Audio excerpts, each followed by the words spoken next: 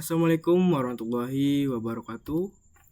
Back again with Muhammad Lutfi, a student of SMKN 1 Lumajang. Now this time we will continue to the material in chapter 2, namely Ether Channel. Before going into practice, we will first learn the concept of Ether Channel. Okay, we learn the concept with a topology in a switch that is connected with 4 cables.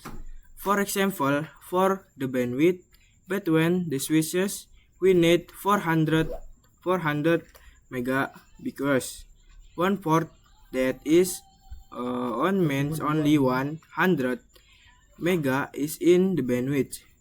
To active the 3 blocked ports to be on and put back together, we need Ether channel. So friend, know that if the second port is 1, 3 will be a loop.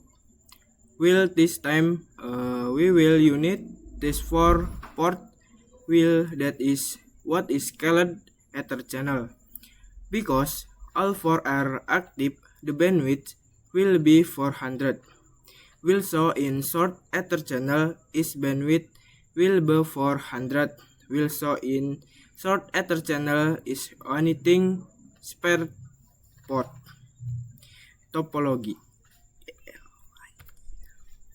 Okay friend, now we're going to configure Ether channel using LHCP, which is an open standard protocol.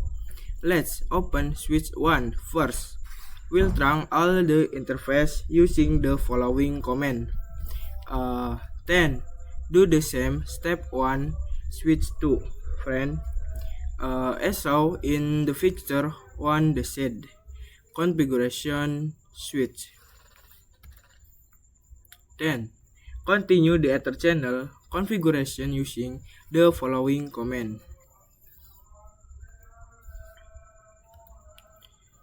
Now here we can choose the channel group number from 1 to 6, and we select it using the following command.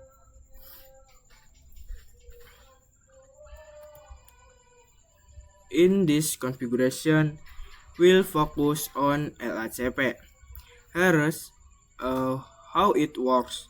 Active mode means the switch is igniting or inviting the other switch to form an Ether channel. Passive mode means the switch is waiting for an invitation, so if on switch 1 we set it to active, it will invite switch 2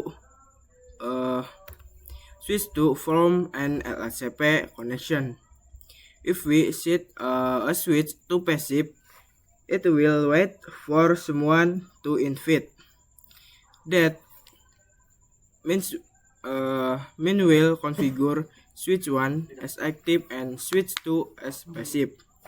And remember, the channel group number must be the same on both switches. Alright friend, here is the command for that configuration.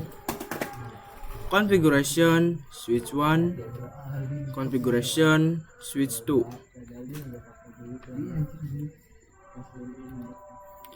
Okay, if all the ports are up, that means the Ether channel configuration is successful. Now, interface from FA01 to FA05, 04 have become on logical link, and the bandwidth between the switches is now 400 Mbps, which means there are 4 ports, each with 100 Mbps, so 400 Mbps. Alright, let's move on to the next material. Okay, for this next topic, we're going to configure Ether channel using LGP. Let's add a multi-layer switch and connect it using the cable. First, we'll configure the trunk again on call connected interface friend. Configuration switch 1. Configuration switch multi-layer.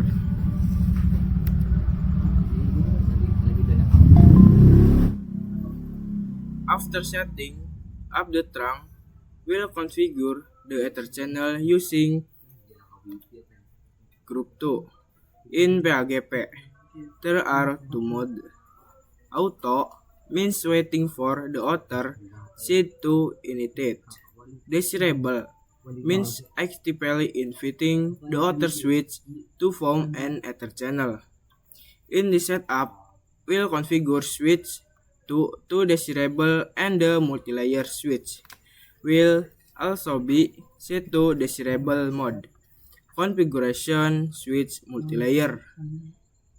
Configuration switch 1. Alright, let's move on to the next material. Let's continue to the next topic. Configuring Ether channel using layer 2. So, both PAGP and LHCP work on layer 2 of the YOSI model. Meanwhile, for layer 3, the mode used is called on. This is topology. Okay, now let's add another multi-layer switch. But this time, we won't configure trunking. Instead, we'll assign if IP address friend. Set the IP on multi-layer switch 1 to 10 1 and 1 multi-layer switch to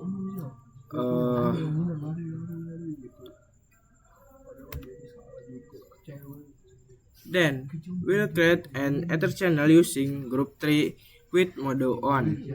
Here's the command on the next slide. Command multi-layer switch 1.